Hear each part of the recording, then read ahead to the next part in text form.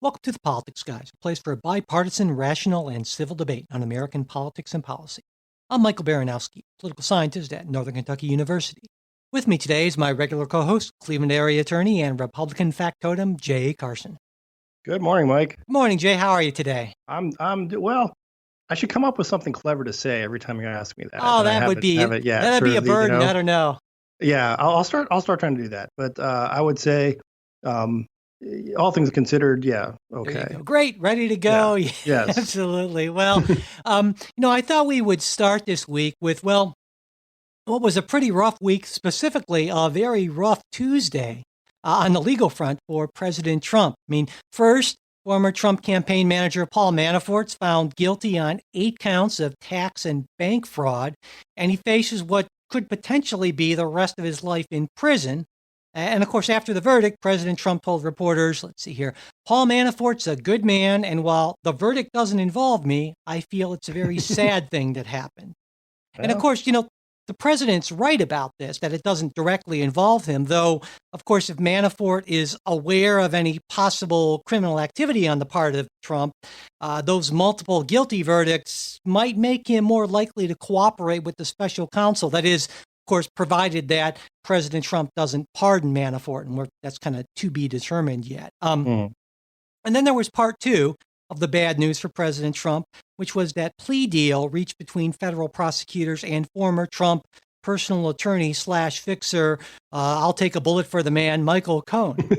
And Cohen pled guilty to 8 criminal charges, including 2 criminal campaign finance violations. And he admitted, of course, to making that payment of $130,000 to adult film actress Stormy Daniels. Former adult film actress. Yes. Well, former, that's right.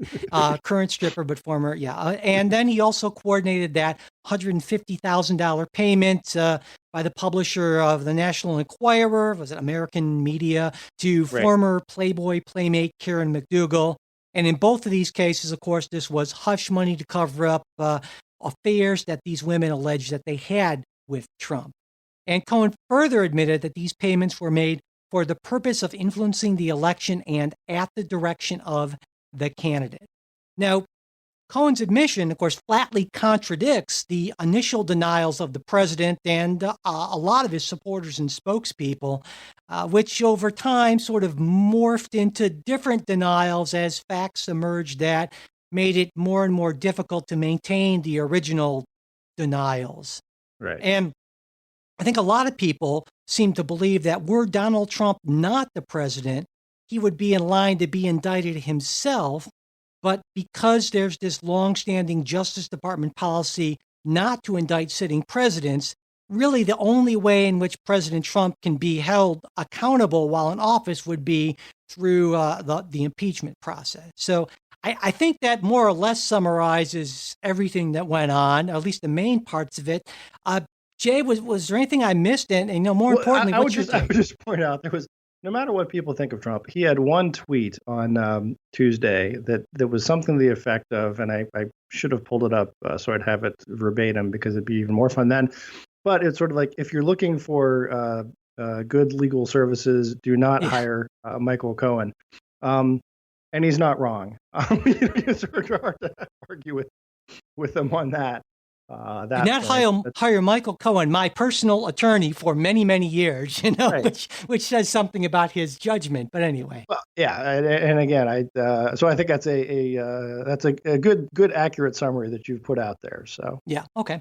Well, what do you make of all this? The implications, the verdicts. Really, start wherever you want. There's so much. Start wherever you want. Well, I would say first, Manafort. I don't see a whole lot there in terms of additional risk to Trump. As he said, these are things that Manafort did years before. They aren't related to Trump.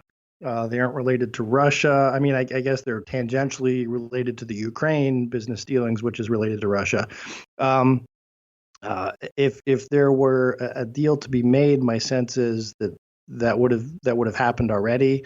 And I just don't get the sense that there's anything else there in the Manafort case.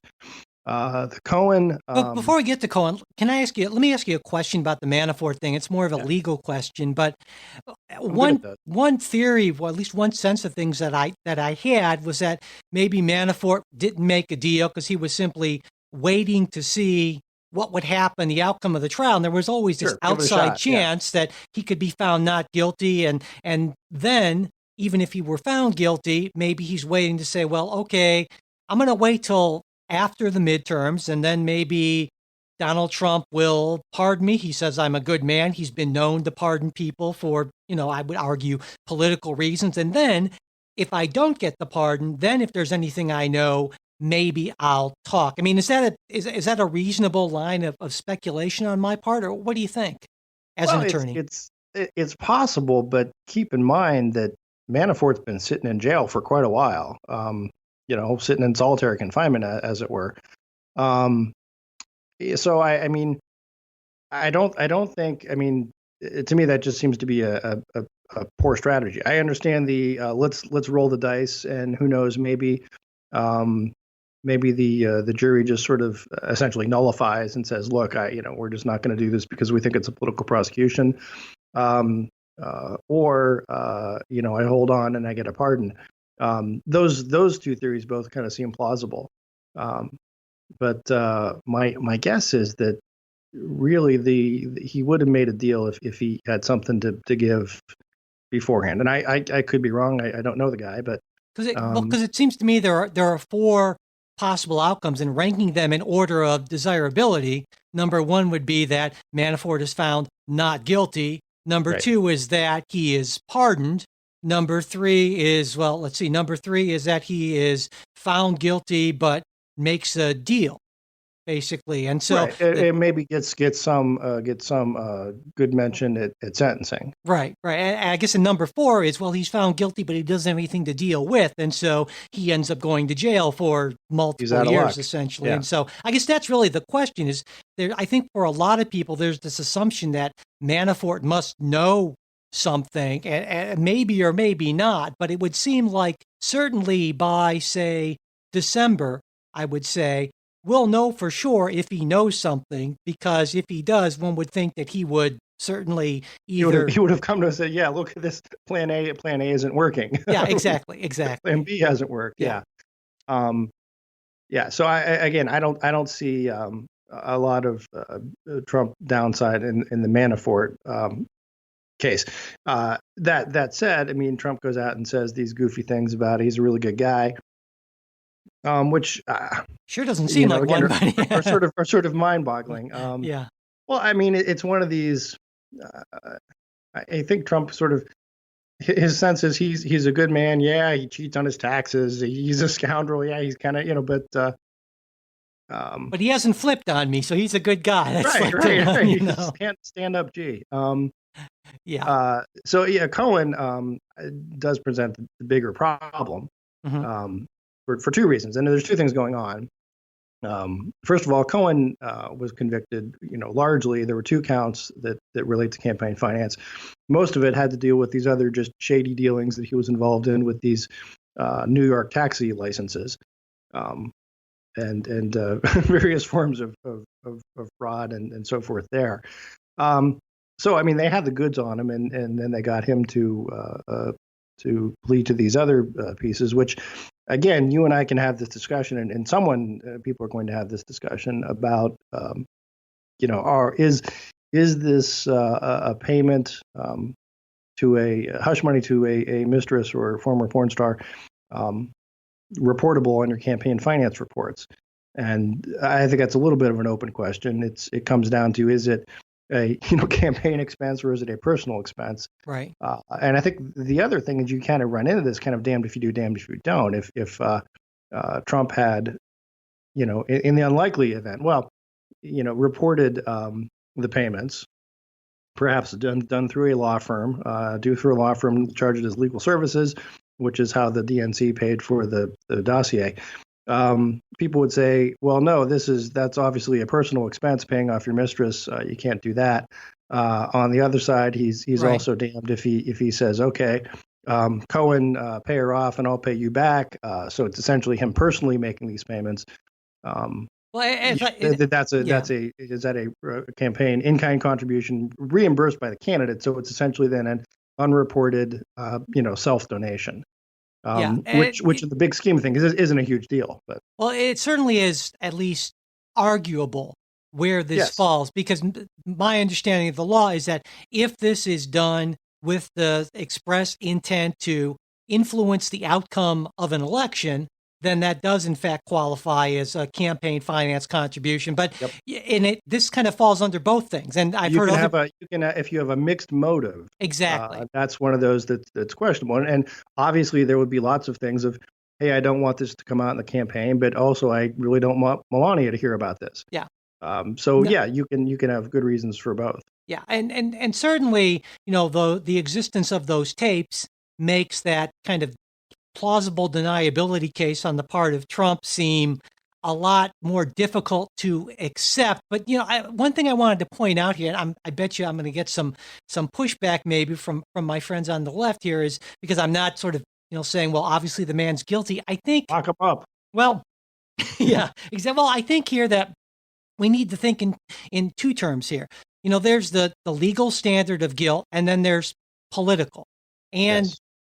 the legal case, under the legal standard, I think, we have to give Donald Trump the same presumption of innocence that we give anyone. They need to be proven guilty beyond a reasonable doubt, because these are potential criminal charges, not civil charges here. But this is a legal thing, but it's also a political thing, because as I pointed out in the sort of summary, that really the only way to hold the sitting president accountable, given the Justice Department's longstanding practice here, which they're not going to change, is through a political remedy. And certainly from a political standpoint, it's not beyond a reasonable doubt or anything that it's whatever Congress decides is grounds for impeachment and removal. And that's a whole different thing. You're on fire this morning. Well, every once in a while I had enough coffee. Really, yeah, so really. There you go. No, I think I would agree with you 100% on that. I would add to that. I mean, the idea that you can't indict a sitting president is, yes, it's sort of Justice Department policy, but I think there's also a sort of a firm grounding in the Constitution that your only remedy against a president who acts unlawfully is impeachment. Yeah, and I now think again, I don't know that that's never actually been tested by the courts, because it's never gotten that far. But right. That the Justice Department policy flows from that. I think understanding that your remedy against a sitting president is impeachment, and that's it. That's your exclusive remedy. Yeah, and I also wanted to point out that it's interesting the conversation that's come up after this. I mean, on the one hand, you have Democrats doing their best to avoid using the word impeachment. And then you have Republicans saying these upcoming midterm elections, this is going to be about impeachment, which on one hand you say, well, whoa, that seems like very counterintuitive, but not really, obviously, because, of course, the idea that Donald Trump might be impeached by the House if Democrats take over, that's exactly the sort of thing that Republicans are hoping will energize their base, basically. Yeah, absolutely. And this is something that I think when you get into this next, and there were some good articles on this. One by Ben Bauer, who is a former Obama White House counsel, wrote, this was a couple months ago in the Atlantic, about sort of the campaign finance thing and how much teeth does this thing have. And he sort of came to the same conclusions that at least I did, and it looks like kind of you did. Look, maybe there's something criminal there, but you can't really indict the president. Then you look to the political thing. How much does this give enough for Democrats, assuming they take the House, to build an impeachment case? And again, I don't mean that in the legal sense, but in the political sense. Is it going to be enough to make you ought to overturn an election because, well, it's a campaign finance violation and he paid off a mistress? And I think to me that's not necessarily a slam dunk or an easy sell. No, I think, and I've said this for months now, I think that the odds are in favor of Democrats taking the House, and assuming they do, I would be very They'll surprised. impeach him for something. Yeah, I would be very surprised if they didn't. That would happen, And so I expect that they'll have the votes for impeachment, just barely, and I would be also even more stunned if in the Senate there were votes for actual removal. But that's how I expect things to play out, and we'll see certainly. And but before I move on to another story, I wanted to point out, this is kind of a larger point, that this to me is exactly what you would expect to get when you surround yourself with grifters and crooks, basically, which is what I think Donald Trump has done. And that's not necessarily just because I think Donald Trump is a grifter and a crook, though I do. But I think, we go back to that idea of the invisible primary. And of course, Jay, that's that period before the real presidential primaries start, where everyone's trying to lock in financial support. And even more important, you might argue, is the sort of top level staffers and people to run your organization. And the best people during the invisible primary for the 2016 presidential contest, Donald Trump did not get the best people. The best people chose to work for someone else. He always hires the very best people. Yeah, exactly. Yeah, the very best people he can. Then it made sense at the time, of course, because the best people thought that Donald Trump didn't stand a chance, regardless of what they thought about him as a person. So he was left with essentially the dregs, and that's what he got. So he surrounded himself with these people for multiple reasons, and it's not surprising that they're being indicted like wildfire, because these are not good people. Right. No, I think if there's any one theme that I think everyone can agree on, is that Trump has terrible judgment in who he surrounds himself with. Yeah. Which is kind of an important thing to have good judgment if you're president of the United States, Well, and I'll say, I mean, having worked in politics, there is a whole sort of class of people. And there was a piece Karl Rove wrote in the Wall Street Journal last week that described them as sort of there's grifters and boot hangers. That you have these when someone is running for office, you get folks who want to, cash in on some relationship, or just sort of ride your train to their success. And there's just a whole lot of shady people, and it happens in every campaign. And most of the time, you'd think the candidates would be wise enough just to steer clear of them, or you put them somewhere where they can do little or no harm. But that's not the case with him. And I don't know, maybe it's just because is he so subject to flattery? I mean, does that impress him so much that he's willing to overlook things, or just so naive that he doesn't see how these other folks are operating? Yeah. But between, oh my gosh, Cohen and Flynn and Manafort and Carter Page, Papadopoulos, Omarosa. I mean, all these folks who are, at best sort of the C team. Yeah, absolutely. Not very impressive. So, there was a related development this week as well to this. There are some Democrats in the Senate, particularly Minority Leader Chuck Schumer, are suggesting that, well, given the Michael Cohen plea deal, there should be a delay in Brett Kavanaugh's Supreme Court confirmation process. And the argument, he suggested more than that. Well, yeah, we kind of lay it out here. I think I know how you feel about this. In fact, I'm pretty sure. But the argument is basically that if confirmed, any new justice, and not just Kavanaugh, could be forced to decide on questions that directly relate to President Trump's possible criminal violations of campaign finance law. And Schumer, the way he put it is, it is unseemly for the President of the United States to be picking a Supreme Court justice who could soon be effectively a juror in a case involving the President himself. The prospect of the President being implicated in some criminal case is no longer a hypothetical that can be dismissed. Before we get to the other reason Senate Democrats are calling for delay, what do you think about that, Jay? That's more than ridiculous. Okay, why so? Well, it's the idea that, listen, if a president is accused of a crime, all of a sudden his constitutional powers go away. Schumer suggested that any appointment would be illegitimate. Some Democrats have even said, well, Gorsuch now is illegitimate, and they want that one back. That's clearly not what the Constitution says. It doesn't say the president shall have the power to appoint, as long as he's not under some kind of suspicion. So I think that's sort of just manifestly silly.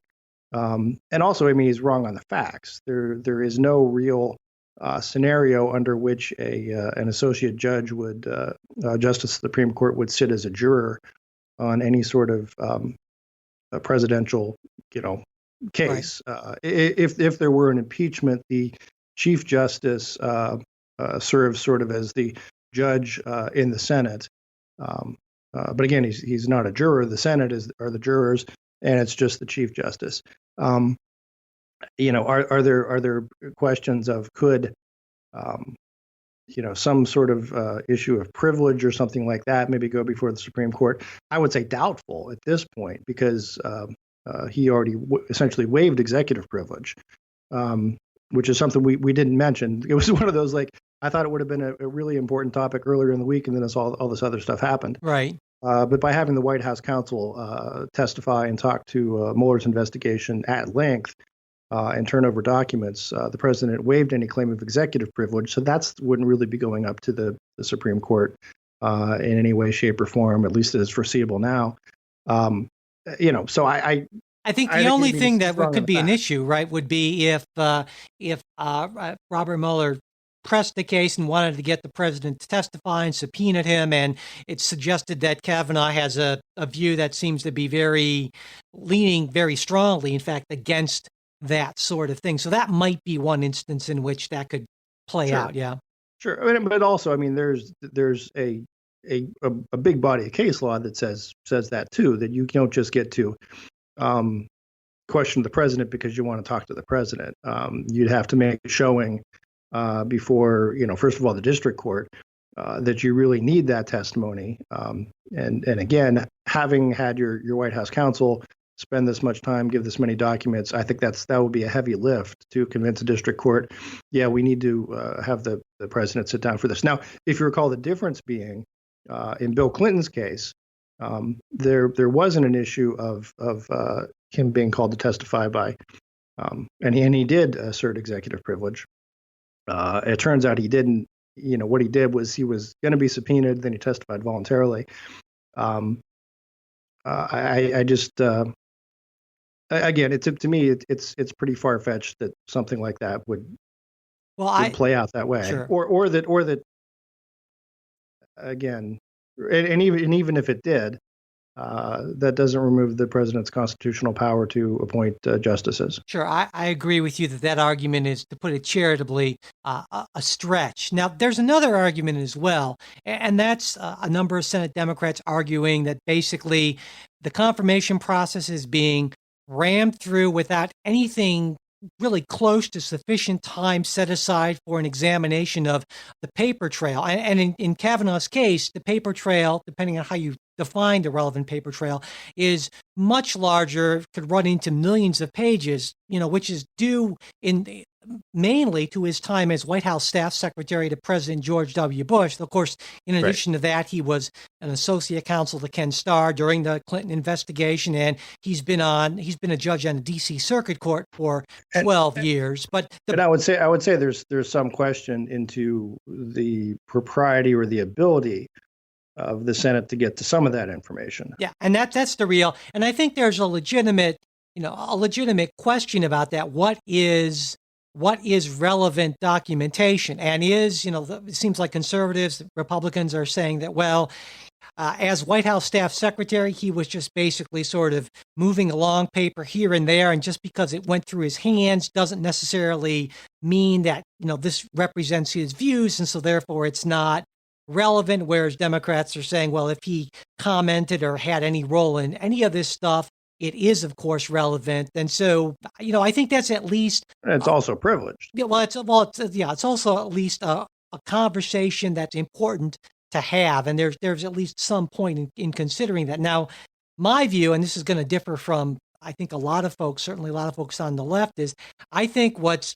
mainly relevant is his background as his 12 years he's been as a DC Circuit Court judge, and that to me is the biggest thing. And so I kind of question the relevance of a lot of this staff secretary type stuff, though I understand why Democrats are doing it, because ideally you want to hold this nomination off until after the midterms and the chance that maybe you pick up one or more seats and then can actually derail the confirmation. And it's why you foul somebody in basketball when there's like 10 seconds left and you're down by 6. Or it's yes, there's the off chance that he misses the free throws and you get it back and you have a shot. So which is the reason. Which is the same, I would say, largely illegitimate reason, well, in McConnell's case, entirely illegitimate reason why Merrick Garland didn't even get a hearing under President Obama, because the Republicans were trying to run out the clock, and they were successfully,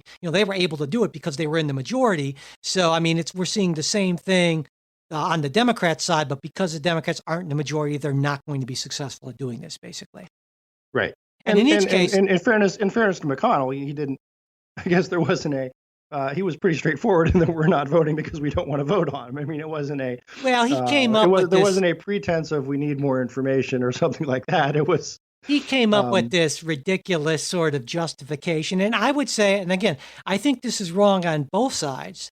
I've said it before, whether it's Obama or Trump or anyone, is that essentially that you look at the relevant documentation, and the advised consent rule basically means, in my interpretation, that the president gets his people as long as they're not, manifestly unqualified for the position. And so I think this kind of thing is wrong, no matter which party's doing it in the Senate. And just for the record, in case people weren't listening when we talked about this last year, 2 years ago.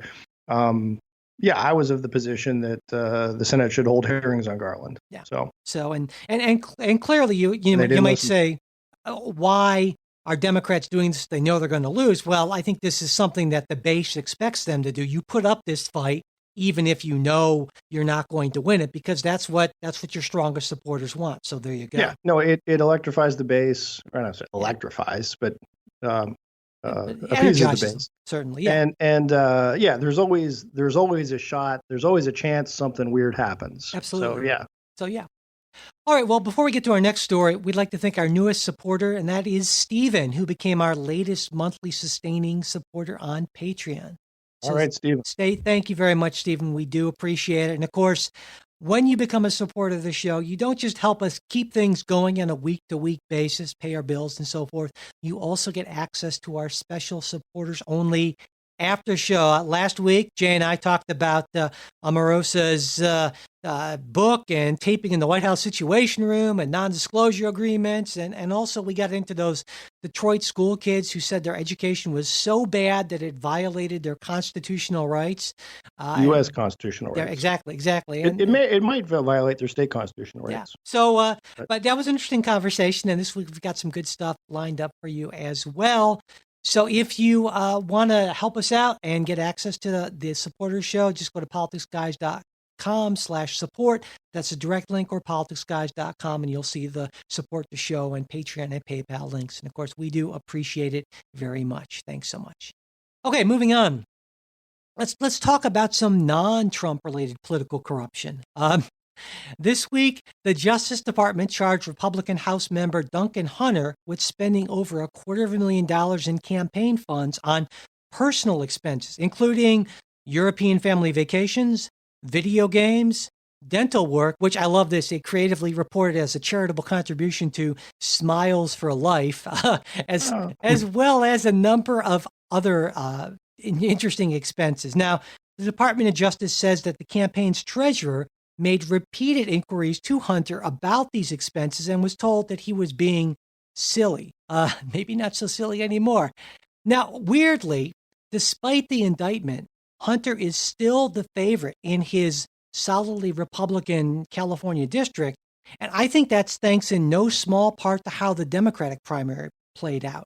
Now, this had been an ongoing thing that people had the sense was going to maybe come up before the election. And Democratic Party leaders were hoping that their choice for the person to run against him would win. And this guy was a politically moderate ex-Navy SEAL, and they thought he would be perfect to run in this very strongly pro-military district. But instead, voters chose 28-year-old Amar Kamra Najjar. I'm probably slaughtering his name. My apologies.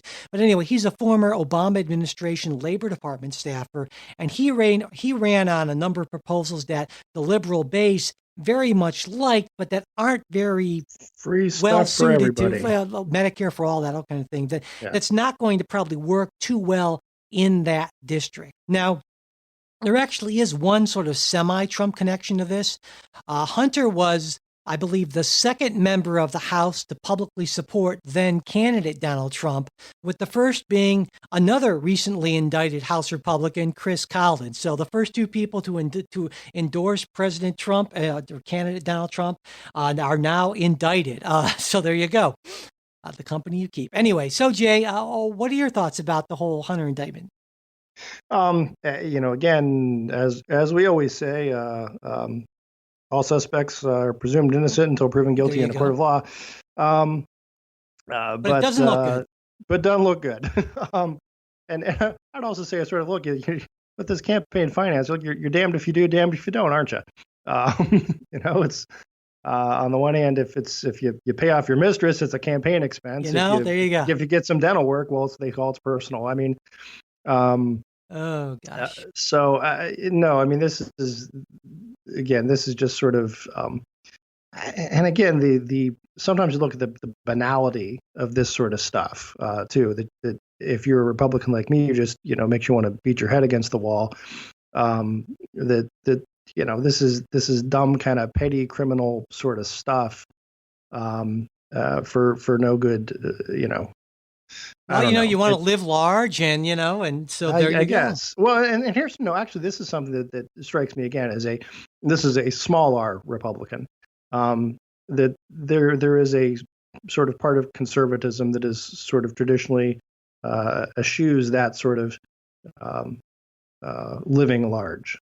You know what I mean? It's sort of much what the argument was against Trump. I mean, the kind of a déclassé sort of thing of, it's that's just not what's done. Yeah. Sort of, again, I'm going back to again small R sort of. There's traditions of propriety and what's appropriate and what's not.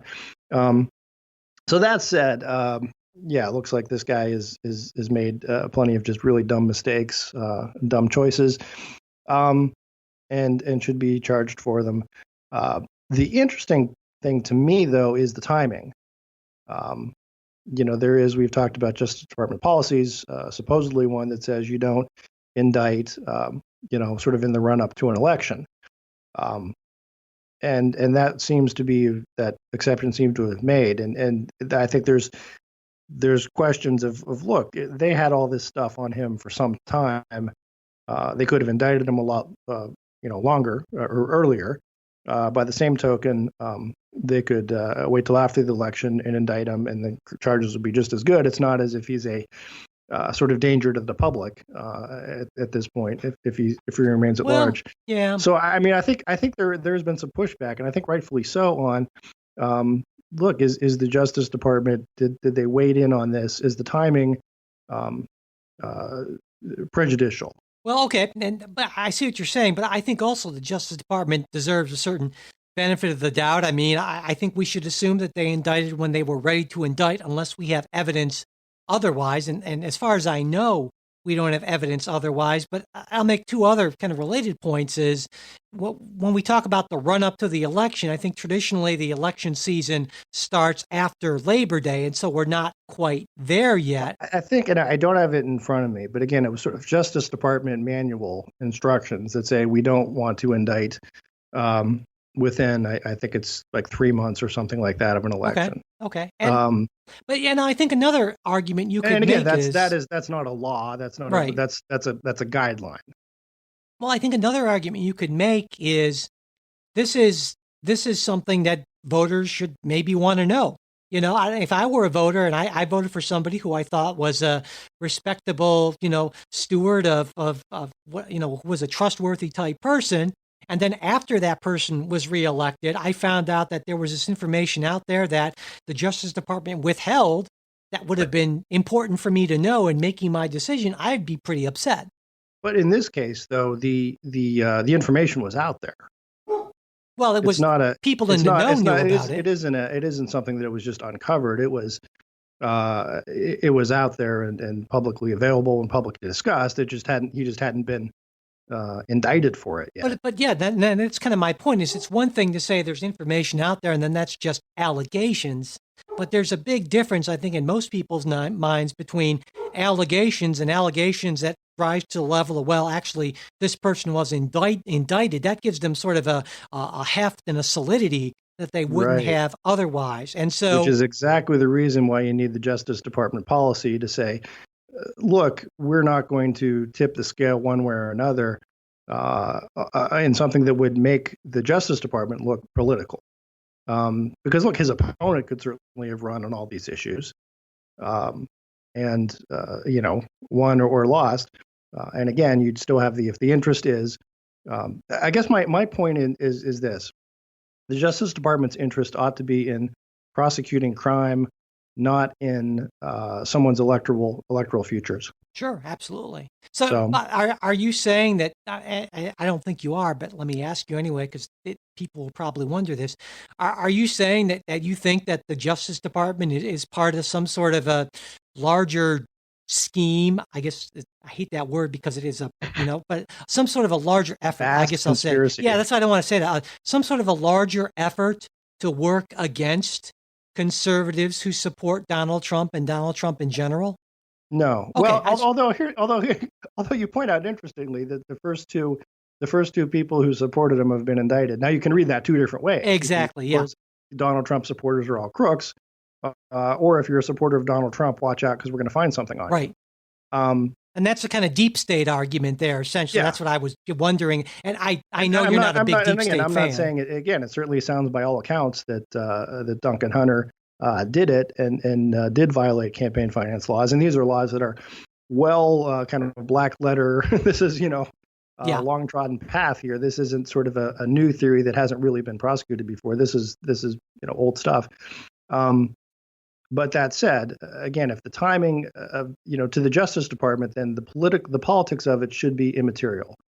The Justice Department shouldn't say, wait, we should indict because voters really ought to know this. That's what I think I find troubling, because that's why they have a policy of not doing things that would appear to intervene in the election, and for good reason, because what that does is it gives rise to those conspiracy theories. It paints the Justice Department in that sort of light. Or at least it's difficult to say, well, come on, why'd you do that? Why didn't you indict him last year when he wasn't up for election? Or why don't you wait till after he's reelected and indict him then? Yeah, that's what I'm trying to get at. And that's a reasonable point. It's something that actually hadn't occurred to me, and I'd be interested in hearing the Justice Department's reaction to that, because I'm sure that spokespeople for the Justice Department have been asked about that. And so I'm not going to assume anything either way, but I would like a little more information about that. I would also say typically my understanding is that it's, there's sort of a lot of independence for your federal prosecutors, district attorneys. That it's not a matter of that's a great point. And it's not like everything when we say the Justice Department, it's not as if all of this comes across the desk of the Attorney General and he signs off on it. There is, and again, rightfully so, very much a tradition of independence in federal prosecutors. And so I wonder if this is maybe more a case, if it was in fact a violation of policy, if this was more a case of some federal prosecutor looking to make a name for himself, which I think is maybe a more likely, a more reasonable lens to look through at some of this stuff than it being part of some grand conspiracy, basically. No, absolutely. And that's the lens I would view it through. Okay. All right. There actually was some non-corruption news this week, believe it or not, Jay. There was some pretty important policy news, though I feel like it was just almost entirely buried under all this other stuff, but I'm glad we actually have a chance to talk about it. The EPA proposed what they're calling the Affordable Clean Energy Rule this week, and this would replace the never enacted Obama-era Clean Power Plan. Now, the new rule would give states a lot of leeway in determining their own emissions level, and it would also allow currently operating coal plants to extend their lifespan much more easily than under the Obama Clean Power Plan, which had some pretty strict limits, which would basically force the closing of a lot of coal power plants. Now, the EPA estimates, it's their own estimates, that the plan could save the energy sector around $400 million per year in compliance costs that would have been composed under the Clean Power Plan had it ever gone into effect, which it didn't. Now, the EPA also estimates that these savings come at a certain cost. They project that under the proposed plan by 2030, there would be 48,000 new cases of what they call exacerbated asthma, at least 21,000 new missed days of school each year, as well as 1,400 premature deaths annually. And again, these are not some lefty environmental groups. These are the EPA's numbers. Now, just like the Obama Clean Power Plan, this new proposed regulation will be challenged by multiple states in court. And I can pretty much guarantee that it's not going to go into effect in 60 days. It may not go into effect for a number of years, if ever. It depends on what the court action is. But now for the Clean Power Plan, the argument was that the EPA exceeded its regulatory authority. Now here, the argument is going to be that the EPA isn't doing what it's legally mandated to do under the Clean Air Act. So there's a pretty important difference in what the legal grounds for the challenge is going to be, though it's going to be a multi-state challenge. So, Jay, what are your thoughts about this new proposed rule? Because it's a big deal. Yeah, I'm generally, as you might expect, for it. Let's turn more authority back to the states. There's a strange sort of presumption that the left tends to have that state governments are all terrible, bad, won't do the right thing. They're not real governments. They're just sort of subsidiaries of the federal government. Look, let's let states make these determinations. As you said, there's only 23 some states or something that are threatening to sue. Well, I mean, assume they'll pick up these restrictions and run with them. So I'm not. I'm for it. I don't think the U.S. government ought to be involved in what would essentially running out of business some certain energy providers, and I think there's going to be a transition to cleaner energy, and it's happening naturally just because of costs and technologies and so forth. I mean, the big thing now is that so much there's a lot of sense to be made of instead of using coal-fired plants, natural gas, because of the natural gas has become available through fracking technology, which environmentalists don't like that either. But it burns cleaner, less impurities and so forth. There's still the carbon issue because that's just the chemistry of the thing. But there's also choices you could make of which kind of coal you want to burn. And there's some that are faster burning, slower burning, more impurities, fewer impurities, and so I mean, I'm just to me it's one of these. We have all this wailing and gnashing of teeth over an Obama policy that never actually went into place, and now we're going to sue because it didn't actually go into place. And again, none of this was voted on. This is all regulatory. And like I say all the time, the pen giveth and the pen taketh away. Yeah, there's one thing on this that I knew you and I would agree on, and that is this is the problem of policy by regulation. I mean, in a better world than ours, much of this would be done by Congress, and so then we wouldn't have these wild swings and reversals and inability to put any kind of policy into effect. And I was fairly certain you and I would agree about that. Now, we disagree about everything else in regards to this policy. I wanted to give a counterpoint to a couple of things you said.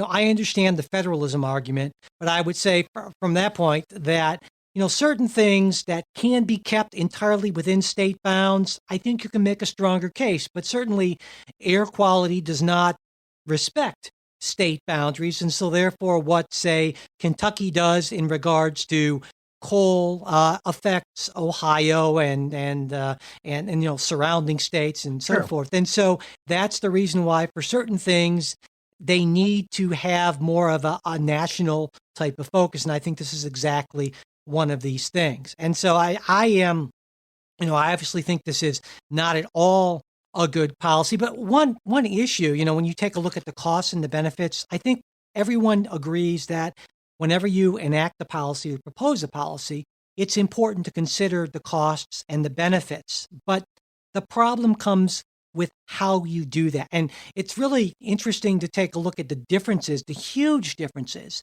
in how the Obama and Trump administrations estimated the costs and the benefits. Now, as you would expect, this gets very technical very quickly. But the biggest difference here is that the Obama administration assumed much greater costs of pollution over time. And they also, in their calculations, took into account the total world costs of U.S. population and pollution, not just the cost to future U.S. residents, if that makes sense. Mm-hmm. And so you're going to get vastly different numbers on that. And that's why just simply saying, well, just look at the costs and the benefits, it's just not anywhere close to that simple. And a final point I'd make is that, the standards by which the EPA estimated the health outcomes, these standards that they used here may not actually be around for that much longer. And that's because of a currently proposed rule that the administration argues is in support of open and transparent science, but that it in reality would limit the number of really high-quality health studies the EPA could consult to determine potential health effects. And that's something we talked about, I don't know, it must have been a couple months ago or something like that. But So, yeah, that's kind of my pushback on that. I think that this is not at all a good policy. I was actually in favor of, I'll say I was in favor of the Clean Power Plan, but I also think there was something to the argument that it was executive overreach. And so in this case, I think that probably from a legal standpoint, the Trump plan probably has less legal obstacles in front of it, or fewer legal obstacles in front of it than. Absolutely, yeah. But as a matter of policy, I agree much more with the policy goals and the approach of the Obama plan. But that's something you and I talk about all the time. Right. Again, you're playing it straight. I hear you. Yeah. Absolutely. Well, I try to play straight as much as I can. Right. So, all right. Well, I think that about does it for this week. But before we go, I should say that as soon as we're done recording this show, which will be a minute or two, we're going to be doing our special supporters exclusive after show. And even better. One thing we didn't get to was an escalation, one more escalation in China, U.S.-China tariffs. We might talk about that. I don't know. But certainly I'm hoping we can get into the whole Donald Trump versus Jeff Sessions thing that kind of blew up this week, and maybe a couple of other things. We'll see how we are on time. But if you want to get that, if you're a supporter, if I'm doing my job right, it should be waiting for you by the time you hear this. And if you're not a supporter and you'd like to check it out, just go to politicsguys.com/support, and you can become a supporter and have access to this, or just go to politicsguys.com and click on support the show or the Patreon or PayPal links you'll see there. Also, if you could, it would be very helpful if you could subscribe to the show, as well as share episodes with your friends, colleagues, whoever really, and leaving reviews and ratings on iTunes also does help a lot. If you want to get in touch with us, that you can do that at mail@politicsguys.com. There's also our Facebook page where we have all kinds of interesting conversations throughout the week.